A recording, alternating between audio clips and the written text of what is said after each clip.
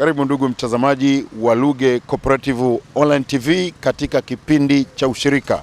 Kipindi cha leo kimerekodiwa kutoka katika mji mkuu wa ushirika nchini Tanzania, mji wa Moshi. Hapa ndipo mwaka 1925 chama kikuu cha kwanza cha ushirika kiliweza kusajiliwa na kufungua platform mpya kabisa ya ushirika katika nchi ya Tanzania, lakini pia katika bara la Afrika. Mtazamaji, kipindi cha leo tunakwenda kuangalia safari ya mwaka mmoja ya benki ya ushirika ya mkoa wa Kilimanjaro, Kilimanjaro Cooperative Bank Limited, KCBL. Nini ambacho tunakwenda kukiangalia hapa? Kwanza kabisa, kipindi chetu kitatembea na dhana ya kusherekea mwaka mmoja wa safari ya mabadiliko ya KCBL, kwa maana kwamba KCBL iliweza kufanya mabadiliko Novemba mwaka 2020 pale ambapo benki ya CRDB iliweza kuingia katika KCBL kwa kuwekeza bilioni 7 kama mwekezaji mkakati, strategic investor, kwa lengo la kuweza kuifufua benki hii ambayo ilikuwa imepata mtikisiko wa kibiashara. Moja kwa moja tunakwenda kufanya mazungumzo na meneja mkuu wa KCBL ambayo inajitayarisha sasa kufanya mabadiliko makubwa mengine kwenda kuwa benki ya ushirika Tanzania, ikiwa inafata mkondo wa iliyokuwa benki ya ushirika Tanzania ambayo ilifungwa miaka ya 70. Nini ambacho tutakwenda kuzungumza na meneja mkuu wa KCBL Godfrey Ngura? Tukwenda kuangalia kwa ujumla mabadiliko ambayo yamekwisha fanyika kwa mwaka mmoja, kwa sababu kipindi ambapo management kutoka CRDB mara baada ya benki kuwa imeweka bilioni 7 ilileta hapa management, na moja kati ya watu ambao walikuwa kwenye hiyo management ni mkuu wa timu au tuseme kwamba team leader ambaye ni general manager wa KCBL Godfrey Ngura. Sasa tunakwenda kuangalia, je, ndani ya mwaka mmoja nini ambacho kimefanyika na watu ambao ni washirika na sekta ya ushirika itegemee nini kutoka KCBL. Moja kwa moja, Godfrey Ngura, tunaanza na swali la kwanza, kwa maana kwamba ni mwaka mmoja sasa toka KCBL iweze kufufuliwa mara baada ya kuingia mkataba na CRDB, ambapo CRDB iliwekeza mtaji wa kimkakati wa bilioni 7. Nataka uambie watazamaji wa Lugenzi Cooperative Online TV, kulikuwa na changamoto gani mara baada ya kuwa sasa ninyi kutoka CRDB kukamata usukani wa benki, lakini kubwa zaidi, wewe kama kiongozi wa management pamoja na bodi mliweza kupanga mikakati gani katika kuona kwamba benki sasa inafufuka na inasimama katika kutimiza wajibu wake kwa washirika na wanahisa? Asante sana Bwana Lugenzi. Mimi naitwa Godfrey Ngura, meneja mkuu wa benki ya ushirika Kilimanjaro KCBL. Kwa kweli imekuwa safari yenye hamasa lakini pia na changamoto. Hamasa kwa maana ya matarajio na matumaini yaliyo mbele yetu, lakini changamoto kwa maana ya mahitaji ya muda mfupi yaliyohitaji mabadiliko ya kimkakati ili kurudisha tena upya sokoni benki ya ushirika Kilimanjaro. Utakumbuka benki ilikuwa imefungwa takriban miaka mitatu na huduma za kibenki zilikuwa zimesitishwa. Benki ilikuwa na changamoto ya kimtaji, benki ilikuwa na changamoto ya ukwasi.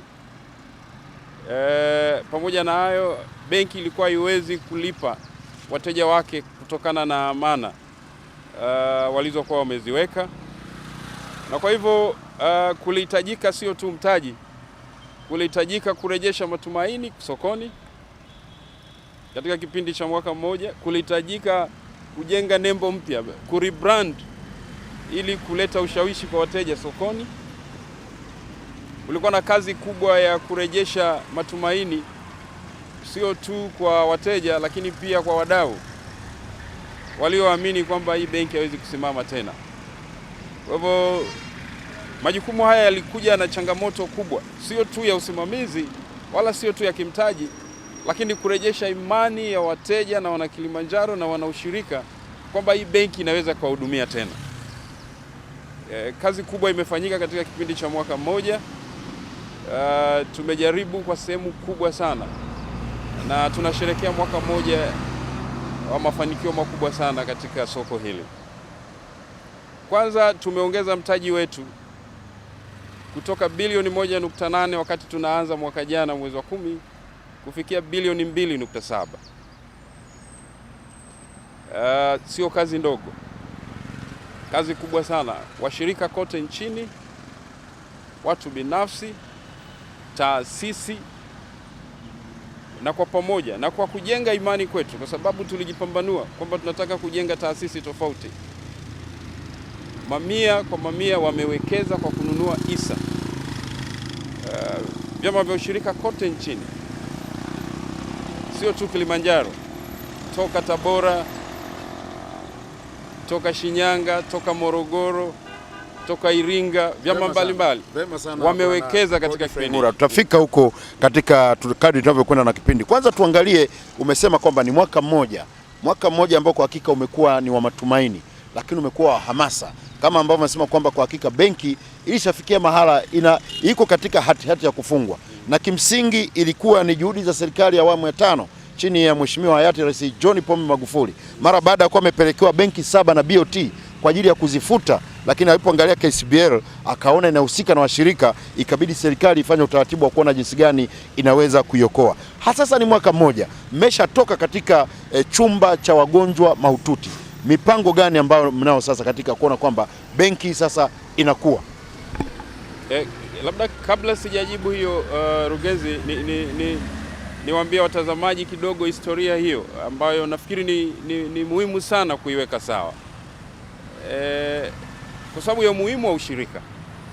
Na katika hili lazima nimkumbuke na tumheshimu mama yetu aliyekuwa mkuu wa mkoa wa Kilimanjaro, Mama Anna Elisha Mugira, kwa kushirikiana na Benki Kuu, Tume ya Maendeleo ya Ushirika, waliomba CRDB kuwekeza kimkakati. Kwa hivyo tunaishukuru sana serikali, lakini pia tunaishukuru CRDB kwa uwekezaji wa kimkakati. CRDB iliweka mtaji wa bilioni 7 ambayo sio tu ulikuwa ni mtaji, ulikuwa unalipa madeni na ukosefu wa kimtaji wa uwekezaji wa benki hii na kuwa na ziada ya bilioni 2.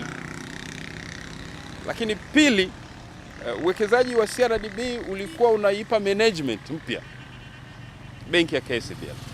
Sio hivyo tu, uwekezaji wa CRDB uliipa board, wataalamu, usimamizi na gharama zote ili benki iweze kwenda mbele. Kwa hivyo katika kipindi cha mwaka mmoja, sio tu tumepata mtaji, tumepata support ya kimkakati ya uhakika kutoka benki ya CRDB.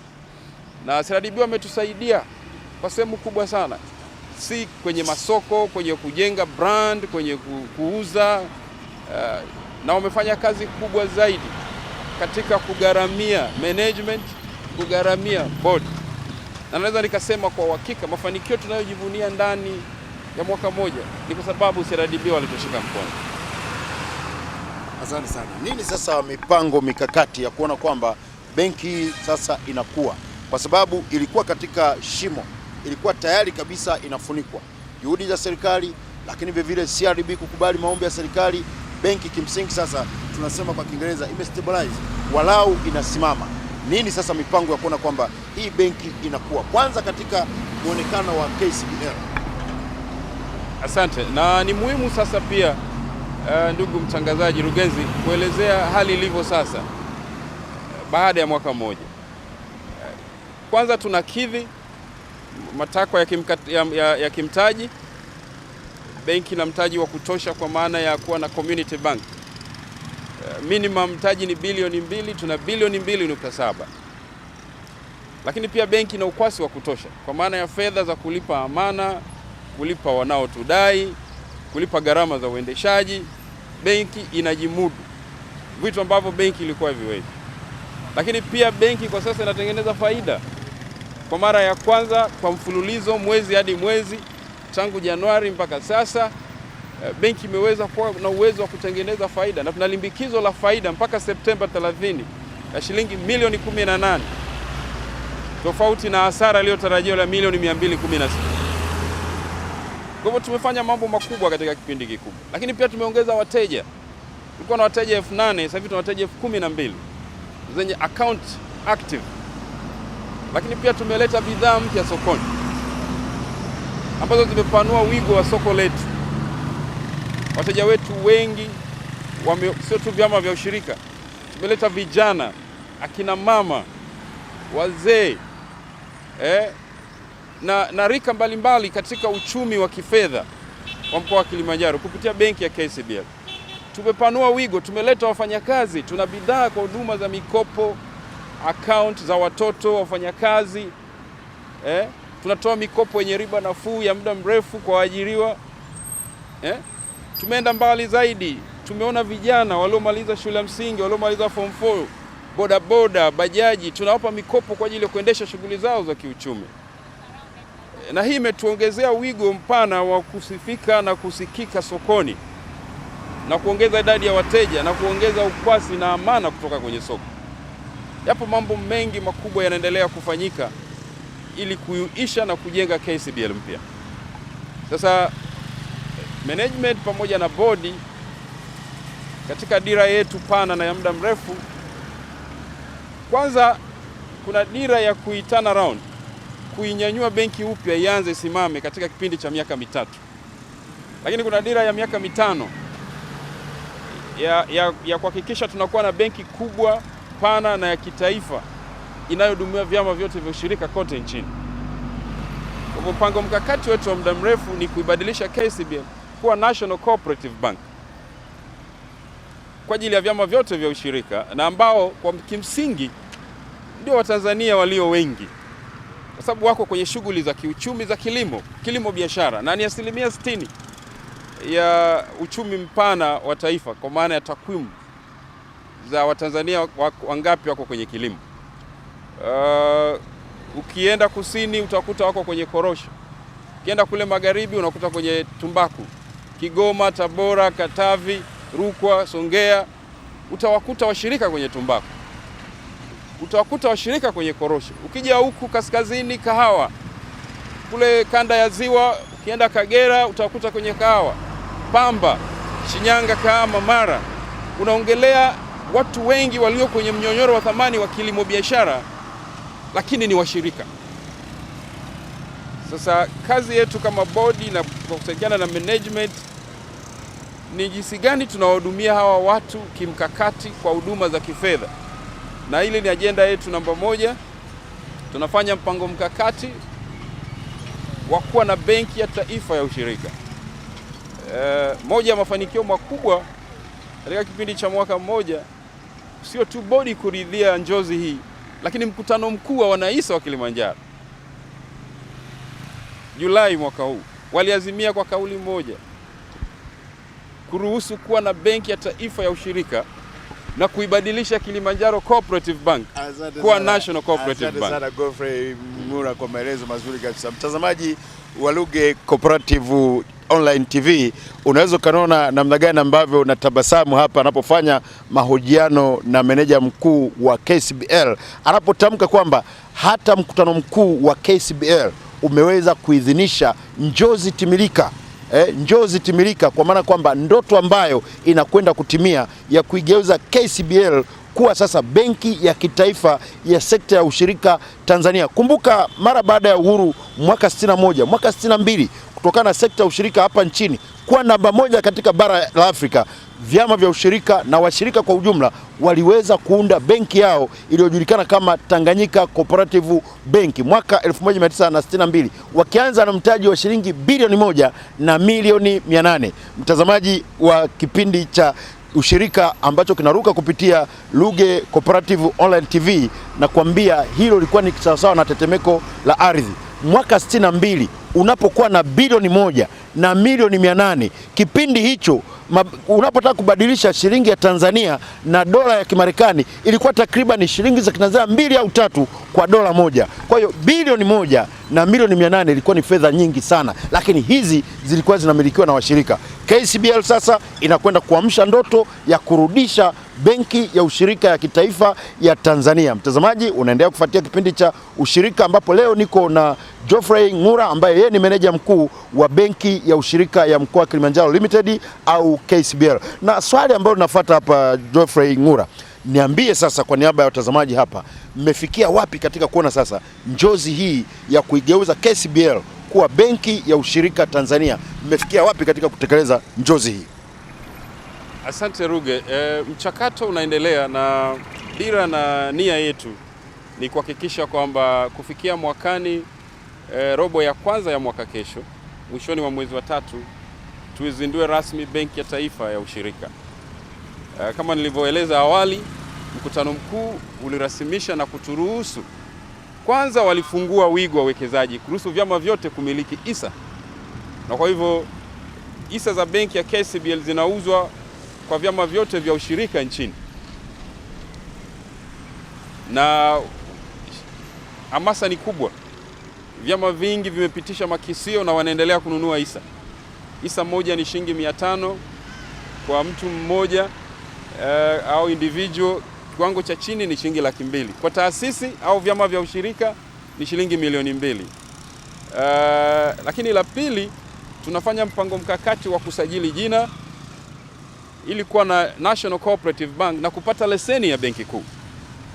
Sasa ili yote yatimie, tunahitaji kuwa na mtaji usiopungua bilioni 15. Tunafanya mikakati ya kuhakikisha kwamba tunapata bilioni 15 katika kipindi cha miezi 6 iliyosalia. Katika ramani yetu tunakaribia bilioni 3 na tunategemea kuraise sio chini ya bilioni 3 kufikia mwisho wa mwaka na kuraise bilioni 3 zingine kufikia robo ya kwanza ya mwaka ujao, ili tupate leseni na kuwa na benki ya taifa ya ushirika kwa ajili ya vyama vyote nchini. Huu mchakato unaendelea, lakini pia katika hayo mageuzi na ili kuonyesha hiyo sura ya kitaifa, hii benki katika uendeshaji na usimamizi wake nategemea kufungua matawi 3 ya awali mwakani. Tutakuwa na tawi Dar es Salaam, tutakuwa na tawi kanda ya Ziwa Kagera, na pia tunategemea kuwa na tawi la 3 kusini Mtwara.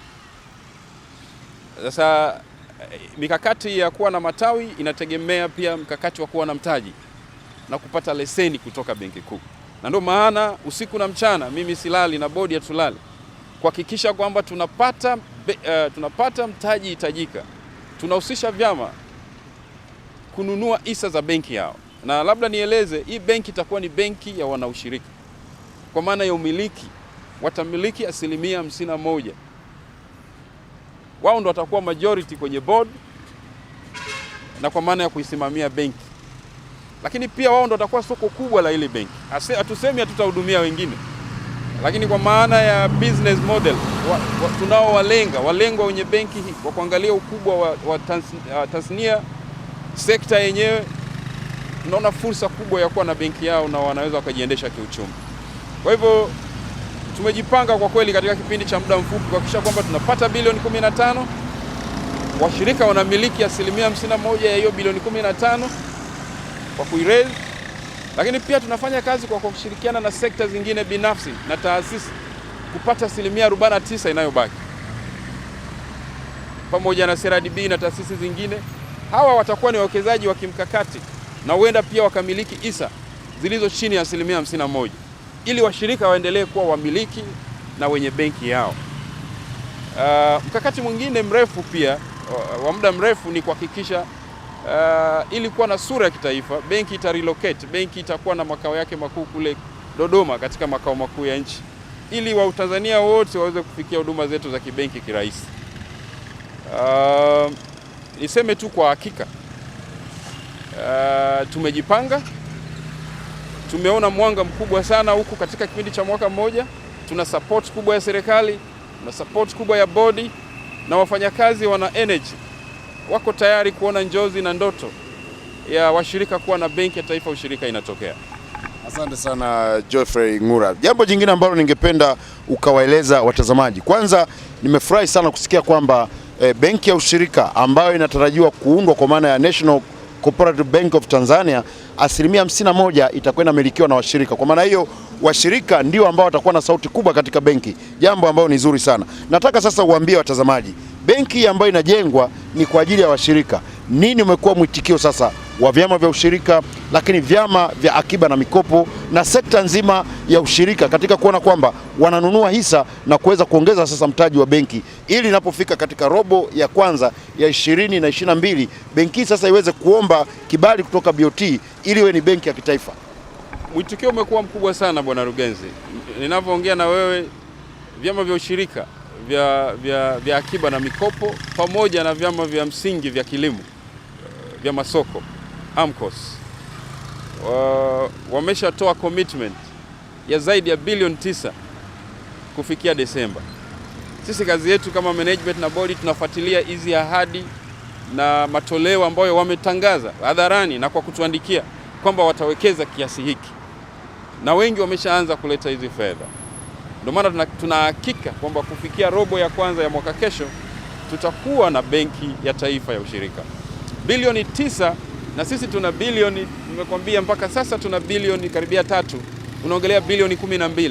Kwa hivyo tunategemea support kutoka sekta binafsi na watu binafsi na taasisi zingine kuraise tena bilioni nyingine 3, na tutakuwa na bilioni 15 kufikia mwakani.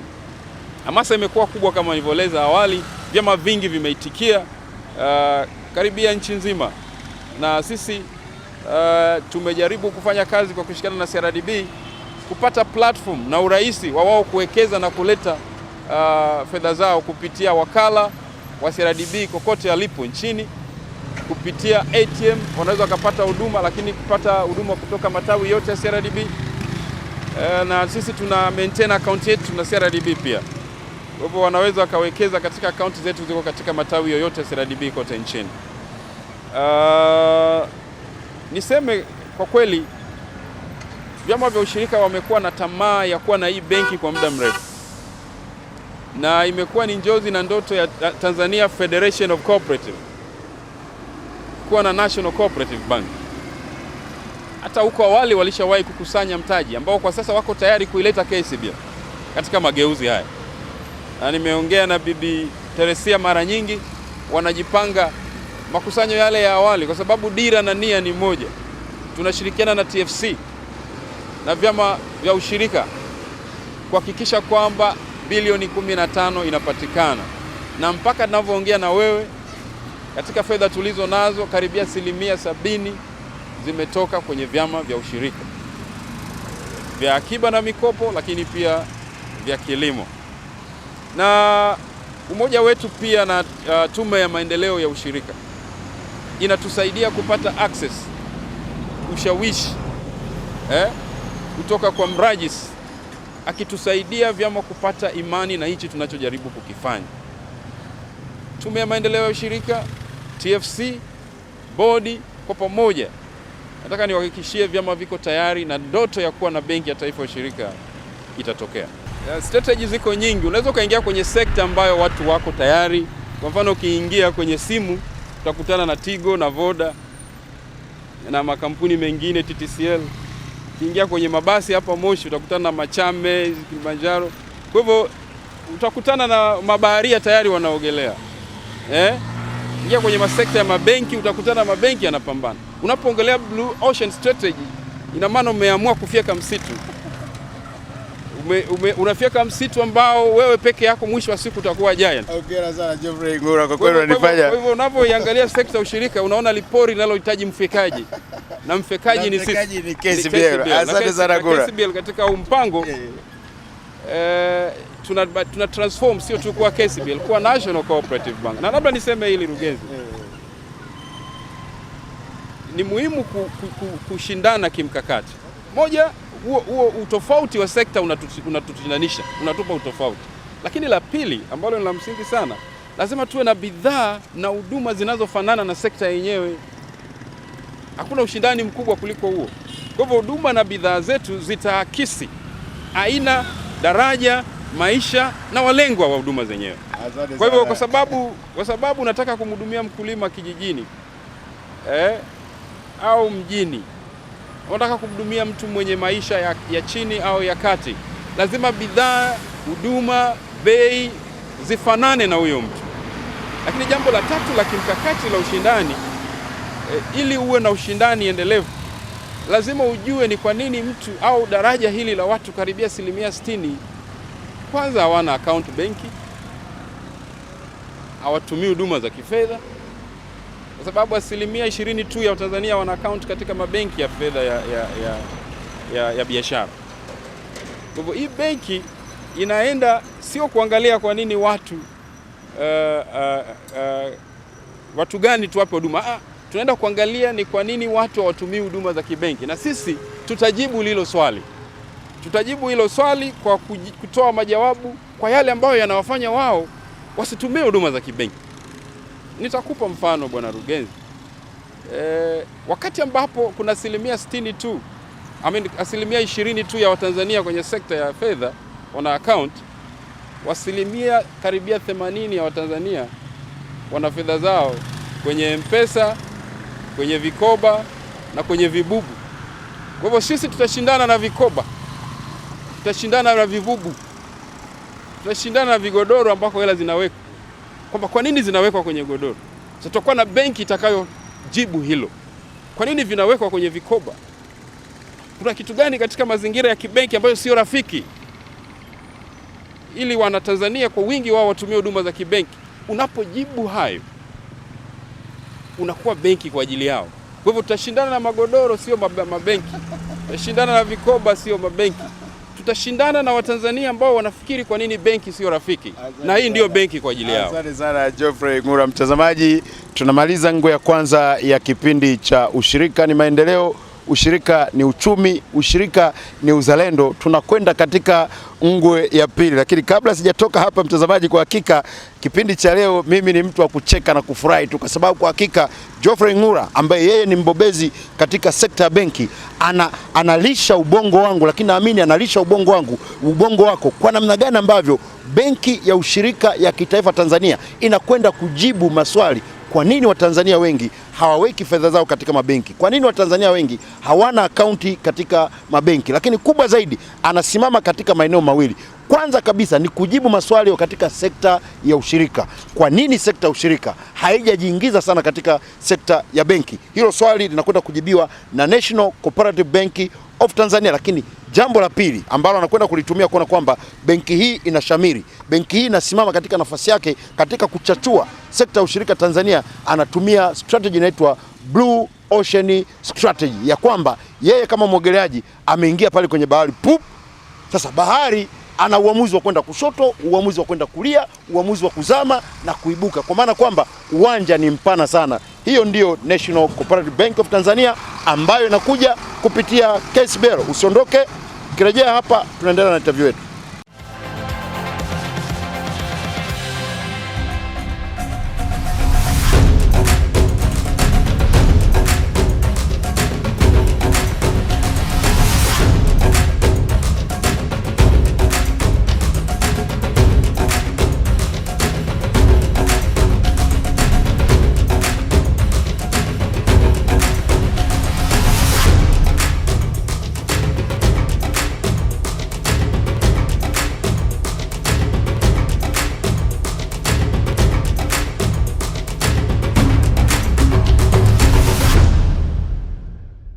Mtazamaji, tuko katika ngwe ya pili ya kipindi cha Ushirika ni Uchumi, Ushirika ni Uzalendo kutoka katika Luge Cooperative Online TV. Na leo mgeni wangu hapa ni Geoffrey Ngura ambaye yeye ni meneja mkuu wa benki ya ushirika ya Kilimanjaro Limited KCBL, ambayo yuko katika mchakato sasa wa kuweza kutengeneza benki kwa kujibadilisha yenyewe kuwa benki ya kitaifa ya ushirika hapa Tanzania.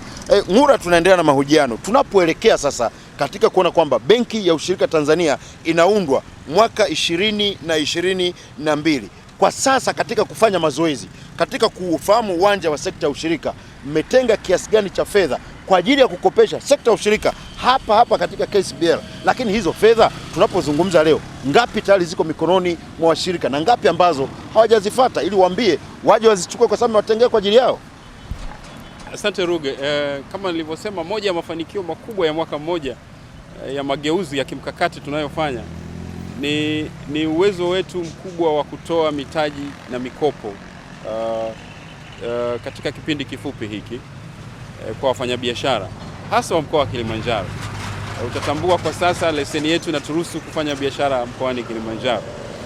Wakati tunaanza mwaka jana Oktoba, portfolio yetu kwa maana ya tasnia yetu ya fedha katika mikopo tulikuwa na shilingi milioni 200 tu kama mikopo, lakini tunavyoongea sasa hivi tumeweza kutoa zaidi ya bilioni 3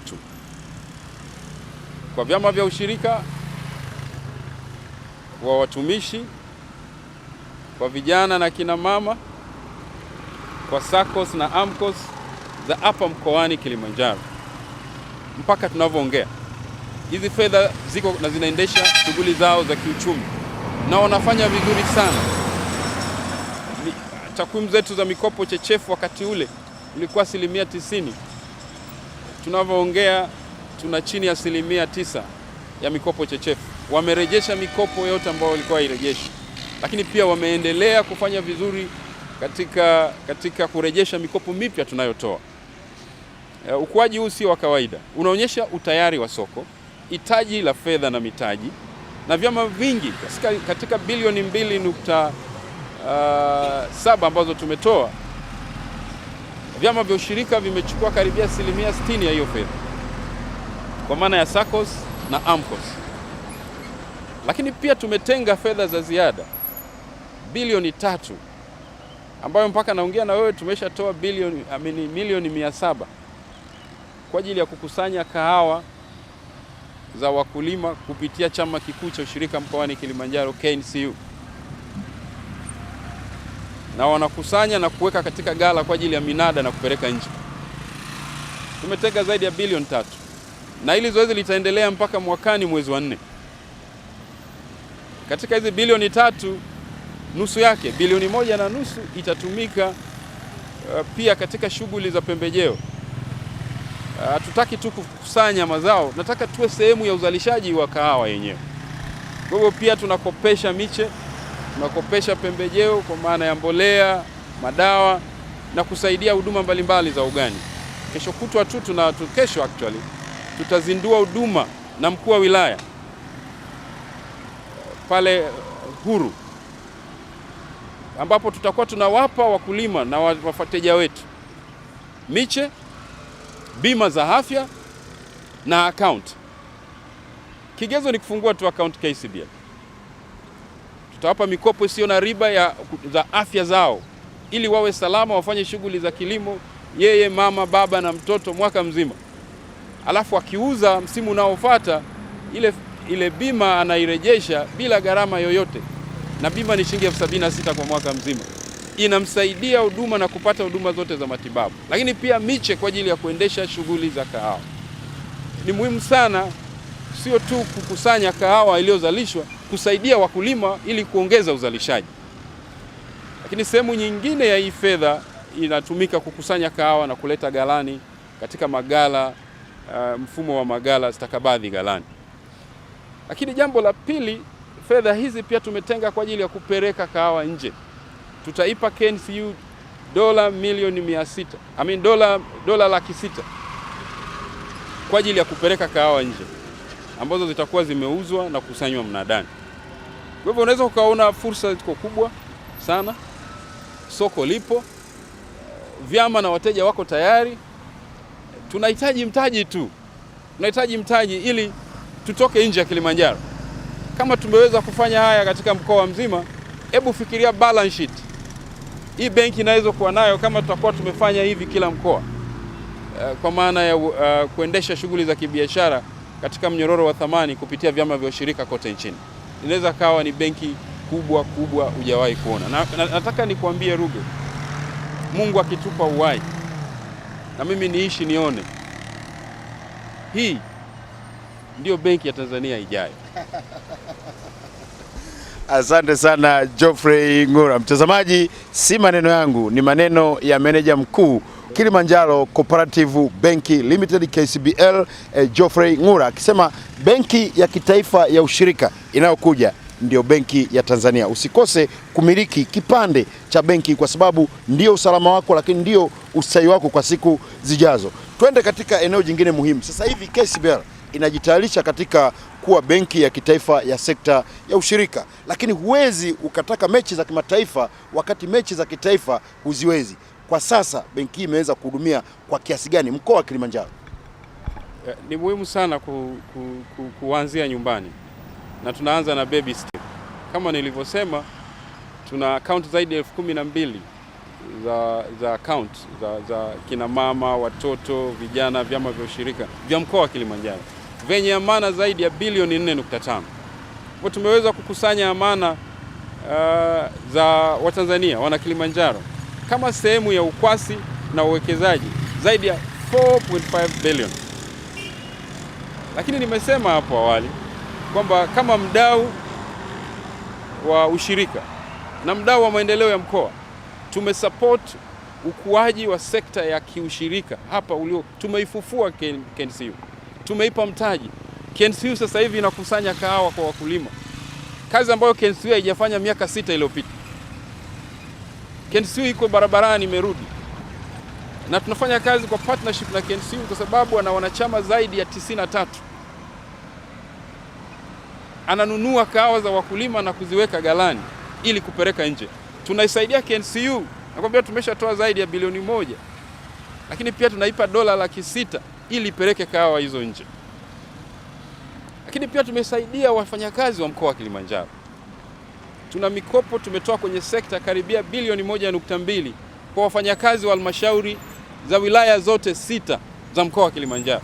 Walimu, wafanyakazi kwenye manispaa, ofisi ya mkurugenzi na sekta kada zote za utumishi.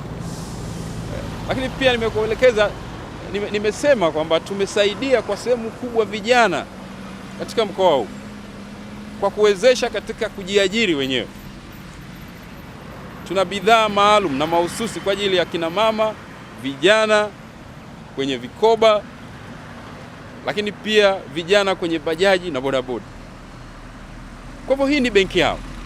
Na wana Kilimanjaro huwezi kuambia kitu chochote kuhusu hii benki kwa sababu imewatoa mbali. Na katika mageuzi ya kuirudisha inaendelea kujikita katika kuwasaidia wanyonge, sekta zilizoachwa nje ya mfumo wa kifedha na kuendelea kutoa huduma za kifedha kwa ajili ya.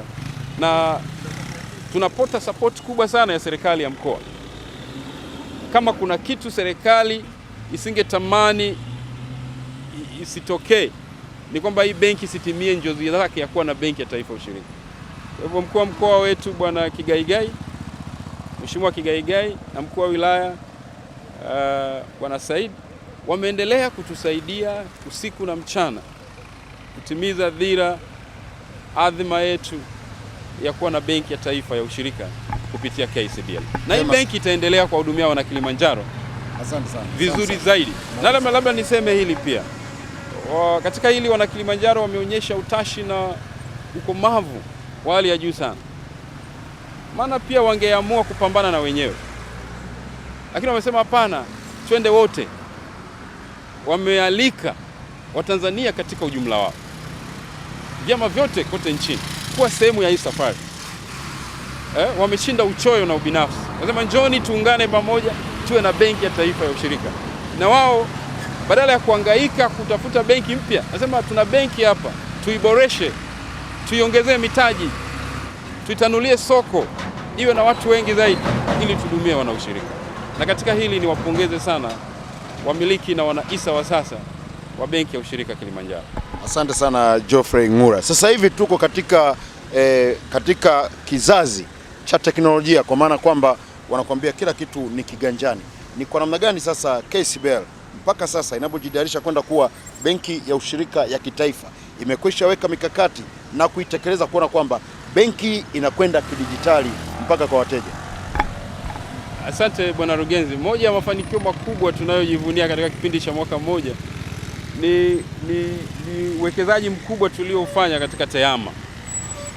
Na nitumie hii nafasi kuwajulisha wateja wetu popote walipo nchini kwamba waje katika ofisi zetu wachukue kadi zao mpya.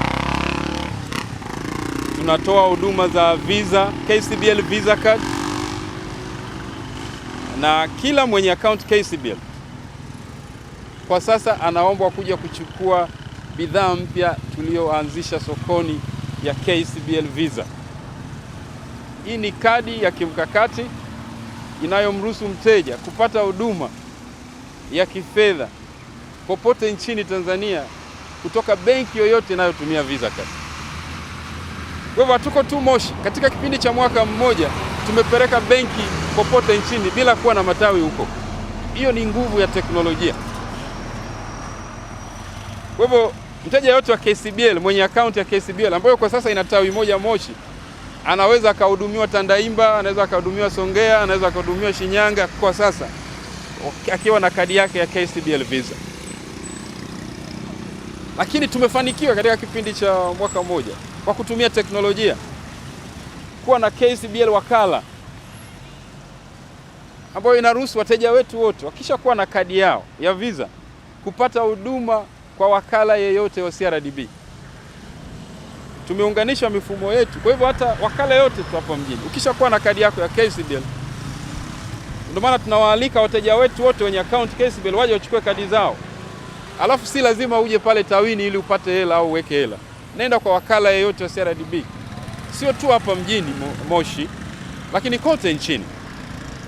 Kwa hivyo katika kipindi hiki cha mwaka mmoja, kwa kushirikiana na CRDB, kwa kuleverage kwenye mtandao wao, wateja wetu wanaweza wakapata huduma zote za kifedha popote walipo Tanzania. Mafanikio makubwa sana.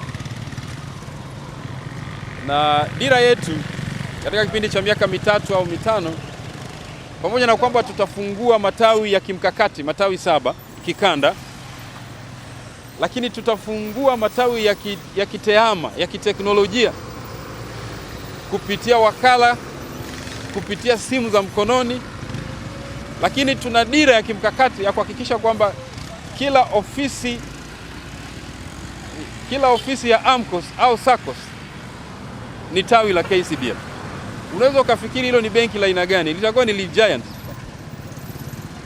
Kila tawi la SACCOS au kila tawi la AMCOS kwa vyama vyote vilivyo nchi hii itakuwa ni tawi la Benki ya Taifa ya Ushirika. Mabenki yote, benki kubwa hapa nchini na matawi 300 na vyama vya ushirika kwa uchache wao ni karibia vyama 12,000. Useme tu chukua ambazo ziko active 3,000. Unaongelea matawi 3,000 ya kwanza. Ndio maana nikasema tunafyeka msitu. Tunaogelea katika bahari kubwa na pana. Tunatambua bahari kuogelea pia na riski zake. Kama ulivyosema unaweza ukazama, lakini sisi tumeamua kuogelea kwa sababu ni bahari. Na ukubwa wa sekta unatushawishi kuangalia mbeleni kwa matumaini makubwa sana. Kwa sababu watu wapo, soko lipo, msukumo wa serikali na support hipo. Uwekezaji ni mkubwa unahitajika na watu wako tayari kuwekeza, na watumiaji wa bidhaa na huduma za kifedha wapo. Tutashinda. Asante sana Geoffrey Ng'ura. Tunapokwenda ukingoni mwa mahojiano haya, nini neno lako la faraja, lakini neno ambalo limejaa uhakika na kweli tupu juu ya benki ya ushirika ya kitaifa ambayo itazaliwa kutoka katika KCBL ndani ya robo ya kwanza ya mwaka 2022? Asante Rugenzi, ni washukuru kwanza board, Tume ya Maendeleo ya Ushirika, Benki Kuu, wanaisa wa Benki ya Ushirika Kilimanjaro na Watanzania wote kwa kutupa support kubwa, imani.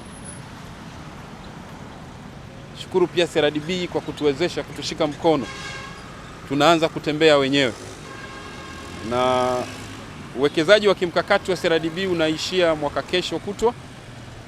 Na kazi ya CRDB ilikuwa ni kutushika mkono ili tuanze kutembea. Nataka niwahakikishie tunaweza kutembea wenyewe sasa.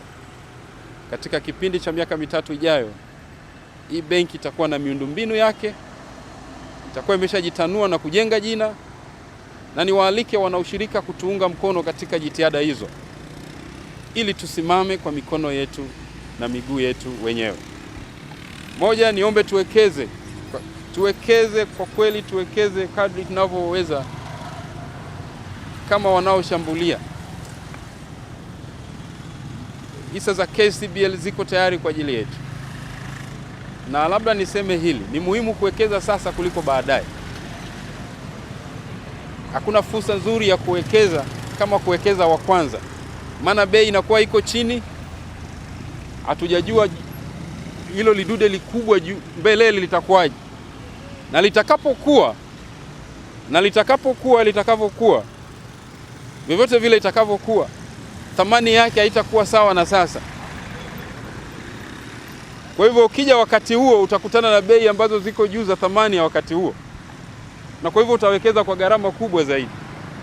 Lakini sasa ambapo tunatengeneza njia ambako bei za hisa ziko chini, fursa ziko pana, na pengine tuna soko ambalo tumelitenga kwa wanaushirika kwanza, ni muhimu kuchangamkia hiyo fursa, ili baadaye usije ukajuta, jamani, hizi hisa zilikuwa zinauzwa 500 tu, ningalijua ningenunua, wakati ambapo hisa zitakuwa zinauzwa shilingi 2000 au 3000 huko baadaye sokoni. Hivyo niwatie moyo, safari yetu ni ya uhakika tunapoangalia mbele, na vyama vya ushirika vimeonyesha support kubwa. Ni waombe wale ambao hawajatenga na wale ambao hawajanunua hisa wachangamkie fursa, wachukue hisa za Benki ya Taifa ya Ushirika inayounda kupitia Benki ya Ushirika Kilimanjaro. Ukiwa meneja mkuu wa Kilimanjaro Cooperative Bank Limited, serikali ya awamu ya 6 kwa hakika imesimama moja kwa moja, ubega kwa bega na washirika, na Mheshimiwa Rais Samia Suluhu Hassan, serikali yake imejipambanua juu ya kufanya kazi na washirika kupitia usimamizi wa karibu wa Simba wa ushirika, Mheshimiwa Waziri Mkuu Kassim Majaliwa. Unamwahidi nini katika jukumu hili la kuona kwamba KCBL inakwenda kuwa benki ya kitaifa ya ushirika? Mimi nafanya kazi kwa niaba ya serikali. Kwa hivyo chochote ninachokifanya hapa ni kwa ajili ya Watanzania na kwa ajili ya kutimiza ajenda ya serikali ya kuhuisha na kuhakikisha kwamba tutakuwa na vyama imara vya kiuchumi na vinavyojiendesha kibiashara na kueledi. KCBL ambayo baadaye itakuwa benki ya taifa ya ushirika itakuwa chachu kubwa moja ya kuboresha maisha ya Watanzania kielimu, makazi yao, afya zao, bei bora na huduma kwa bidhaa zao, soko. Chachu kubwa, benki hii itakuwa kama oil katika injini ya gari. Na kwa hivyo ili kuwa na vyama vya ushirika endelevu vya kisasa, tunahitaji sekta iwe na benki yake ya kiushirika. Na mimi ni mwahidi Waziri Mkuu na serikali kwa ujumla, kutokea hapa Kilimanjaro katika kiwanda cha kilele kikuu cha Afrika, na kama ilivyo ndefu sio tu Afrika, duniani, tutakuwa na benki kubwa kama Kilimanjaro yenyewe. Asante sana Geoffrey Ngura ambaye ni meneja mkuu wa benki ya Kilimanjaro Cooperative Bank Limited kwa maana ya KCBL. Ahadi ya Geoffrey Ngura mbele ya Mheshimiwa Waziri Mkuu Kassim Majaliwa ambaye ni Simba ushirika, anasema kwamba KCBL na baadaye National Cooperative Bank of Tanzania inakwenda kuwa giant katika Tanzania, lakini giant katika Afrika. Kama ambavyo unaona mfano wa mlima wa Kilimanjaro kwa maana ya vilele viwili ambavyo ulivyo mrefu katika bara la Afrika, basi ndivyo ambavyo National Cooperative Bank of Tanzania inakwenda kusimama sawa sawa na mlima Kilimanjaro. Ni vema basi ukatumia nafasi hii na wewe kuwa karibu na mlima Kilimanjaro, tukifuata msemo unaosema kwamba ukikaa karibu na bakery utakula mkate wa moto, lakini ukikaa karibu na uwaridi vile vile utaweza kunukia uwaridi. Mtazamaji wa Luge Cooperative Online TV, tunafika mwisho wa kipindi cha leo, tukiangalia ni kwa namna gani ambavyo benki ya ushirika ya mkoa wa Kilimanjaro KCBL inajitayarisha na iko katika hatua nzuri kabisa za kuwa National Cooperative Bank of Tanzania, ikifuatia hatua za iliyokuwa benki ya kitaifa ya ushirika ya Tanzania ambayo ilifungwa katika miaka ya katikati ya 70 na iliondoka sokoni ikiwa na zaidi ya shilingi au thamani ya benki zima ilikuwa takribani bilioni 3 za Tanzania. Miaka 70 mabadiliko kati ya dola moja na shilingi ya Tanzania ilikuwa ni shilingi 7 za Tanzania kwa dola moja ya Kimarekani. Piga hesabu, wakati benki inafungwa ikiwa na zaidi ya fedha shilingi bilioni 3 ilikuwa ni sawa na dola ngapi? Unaweza kupata thamani sasa halisi ya kuona kwamba kwa hakika benki hii ilikuwa ni benki ambayo ni giant, na ndivyo ambavyo mfuasi wake ambaye anaundwa kutoka katika mbavu za KCBL na yeye anakwenda kuwa giant. Mtangazaji wako Lugenzi Kabale kutoka hapa Moshi, nasema kwa heri.